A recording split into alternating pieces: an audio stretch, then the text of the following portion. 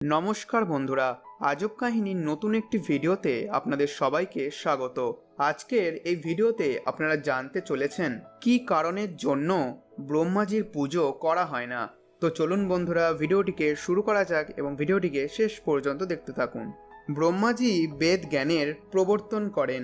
তার 4টি মাথা, 4টি হস্ত এবং 4টি হস্তে রয়েছে একটি একটি বেদ। কিন্তু খুব কম সংখ্যক কিছু সম্প্রদায় আছে যারা তার আরাধনা করেন। একবার ব্রহ্মাজির সৃষ্টির কল্যাণের জন্য পৃথিবীতে এসে একটি যজ্ঞ সম্পন্ন করার কথা ছিল। যজ্ঞের জন্য স্থান নির্বাচনের জন্য তিনি তার বাহনে সেখান থেকে প্রস্থান করেন এবং একটি কমলকে পৃথিবীতে পাঠালেন।